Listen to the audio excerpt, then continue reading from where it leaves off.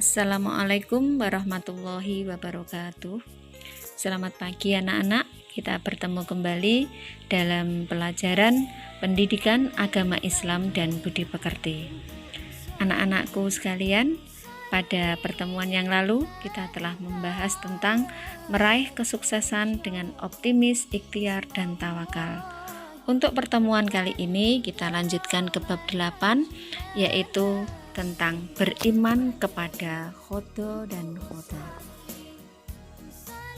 Tujuan pembelajaran pada hari ini yang pertama, agar siswa dapat memahami pengertian khodo dan khodar. Yang kedua, siswa dapat memahami pengertian takdir mu'alak dan takdir mubram. Sedangkan yang ketiga, siswa dapat memahami hikmah beriman kepada khodo dan khoda. Baiklah anak-anak, kita mulai yang pertama, yaitu kita pelajari tentang pengertian khodo dan khoda.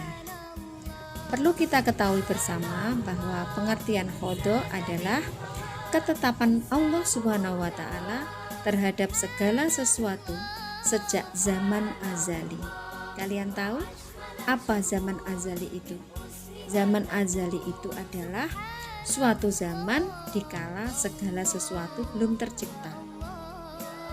Yang kedua adalah khodar.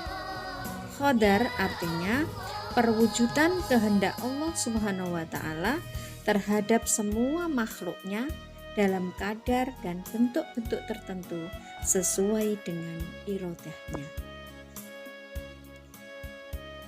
Iman kepada khodo dan khodar. Sebelum kita melanjutkan pelajaran tentang iman kepada khodo dan khodar, perlu diketahui bahwa iman itu artinya adalah meyakini dalam hati, mengucapkan dengan lisan, dan melaksanakan dengan perbuatan. Nah, bagaimana kita beriman kepada khodo dan khodar? Maka cara kita beriman kepada khodo dan khodar, maka kita harus percaya dan yakin benar-benar di dalam hati bahwa semua yang ada di dunia ini merupakan kehendak atau ketentuan dari Allah Subhanahu wa Ta'ala. Baiklah anak-anak, setelah kita tahu bagaimana cara kita mengimani kepada khodo dan khodar, maka kita lanjutkan pelajaran hari ini tentang macam-macam takdir. Dalam pembelajaran kali ini kita mempelajari tentang macam-macam takdir. Takdir di sini ada dua macam, yaitu takdir mu'alak dan takdir mubram. Apa yang dimaksud dengan takdir mu'alak? Takdir mu'alak adalah ketentuan Allah Subhanahu wa Ta'ala yang mengikut sertakan peran manusia melalui usaha dan ikhtiarnya. Di sini manusia diberi peran untuk berusaha, sedangkan hasilnya Allah Subhanahu wa Ta'ala yang menentukannya. Contohnya, kita diberi suatu kepandaian oleh Allah Subhanahu wa Ta'ala. Kita diberi peran untuk berikhtiar, selalu menjaga, selalu belajar agar kepandaian yang diberikan oleh Allah itu dapat berkembang pesat sehingga kita menjadi orang-orang yang pandai. Yang kedua, contohnya kesehatan. Kita telah diberikan kesehatan oleh Allah Subhanahu wa Ta'ala. Bagaimana kita harus menjaga, merawatnya agar kesehatan itu selalu terjaga dan kita selalu di dalam kesehatan. Yang ketiga adalah kemakmuran.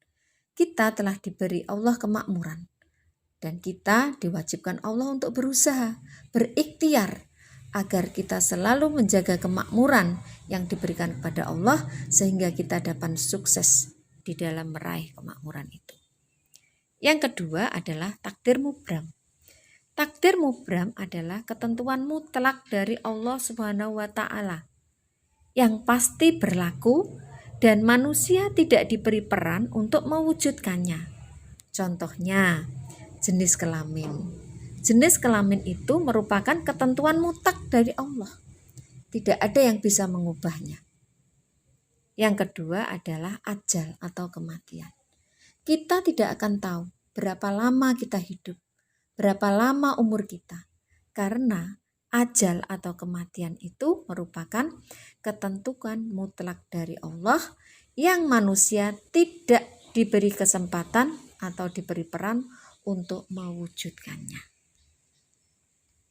Kemudian setelah kita mengetahui bagaimana pengertian qada dan qadar, kita mengetahui bagaimana cara kita beriman kepada qada dan qadar, kita sudah mengetahui macam-macam takdir.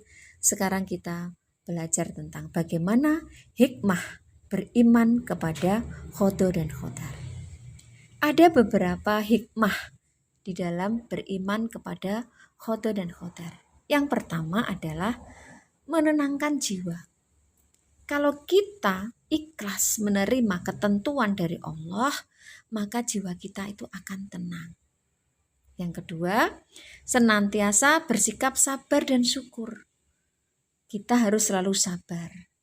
Kita harus bersyukur dengan adanya ketentuan Allah yang sudah diberikan kepada kita, sehingga kita menjadi hidup lebih tenang. Yang ketiga, menumbuhkan sikap optimis. Kita harus selalu optimis dengan apa yang diberikan, apa yang ditentukan, apa yang dimutlakkan Allah untuk kita dalam kehidupan kita. Kemudian yang keempat adalah menjauhkan diri dari sifat sombong. Kalau kita sudah ikhlas, kita bersyukur, bersabar akan adanya ketentuan dari Allah, maka kita tidak akan bersifat sombong kepada sesama. Karena kita tahu bahwa ketentuan-ketentuan Allah kepada umatnya itu sudah diberikan sesuai dengan irodahnya.